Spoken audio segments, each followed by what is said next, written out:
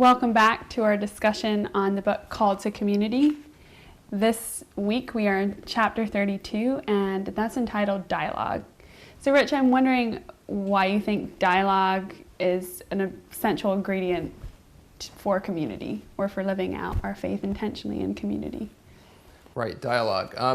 Here, in the context of this chapter, I don't think we're talking so much about sort of the casual conversations you have as part of your day, or, organizing events, or, talk about day-to-day activities. What we're talking about here is dialogue that gets to why we live together and meeting one another as brothers and sisters in faith, as fellow community members.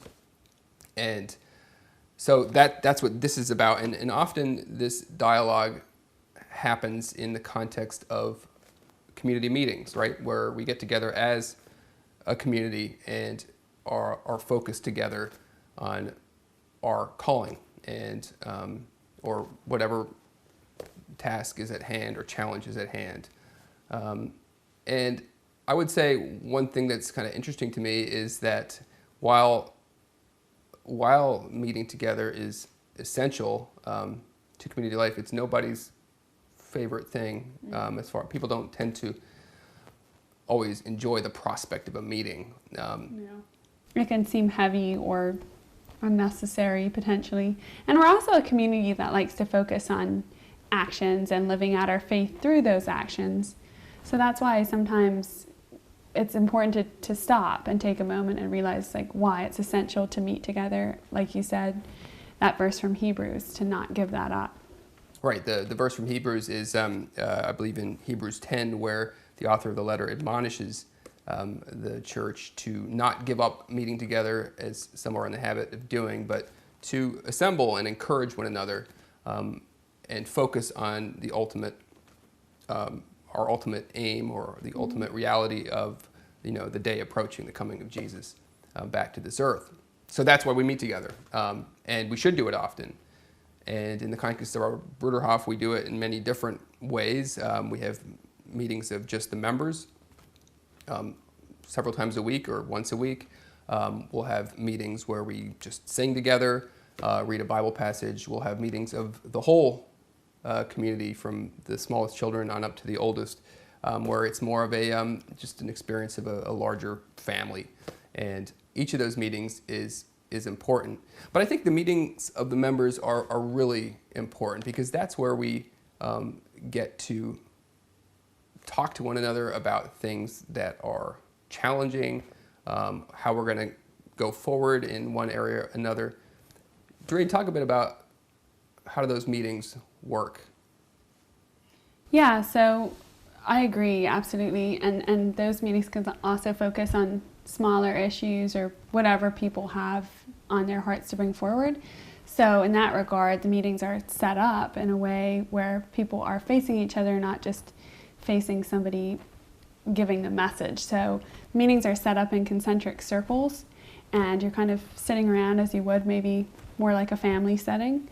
And whoever is assigned to have the meeting, one of the pastors or trusted members, will lead the meeting and bring the issues to the fore, or a passage or whatever we're discussing.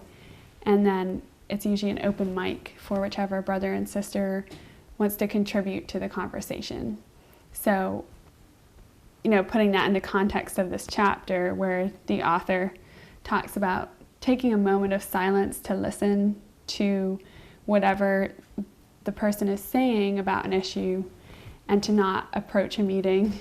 It seems kind of intuitive, but to not approach a meeting with your own opinion and not being able to listen to anyone else's. So important, to be open-hearted and really listen. And the challenge of that is, people are gifted in different ways, and some people are not gifted to express clearly what's on their heart. Right. But especially in those cases, and it's easy to sort of listen to the person who's really good with words, right? And you can set up a nice nugget for everyone to digest. But it's much harder when someone sort of stumbles and is not quite sure how to express themselves, and then it's really on the rest of the members to remain open and really listen to what I guess you would call the heart of what they're trying to say. And as Doreen mentioned, silence is really an essential piece of this, to really not right away react, but to sort of allow what someone said to speak to you. Because ultimately we believe that, God speaks to us through our brothers and sisters. Absolutely, yeah. And I also think dialogue can translate into smaller areas of community too, because often what's a really tiny issue can become huge. So I think this chapter directly connects to the one where we talked about our one and only house rule, about there being no other law but that to love each other. So I think direct dialogue in every area and facet of community is extremely important, from the smallest things to the larger discussions and conversations. Part of why we meet, as you were saying, is sometimes to make decisions about things. And you might wonder, like, how can you ever get to a decision about something and everybody being happy when there's 300 people and 300 different opinions? And I think in the earlier days of our community, interestingly enough, they really talked about everything, right? And they would have long meetings just to talk about, what color a house should be painted, or, what model of car the community should buy.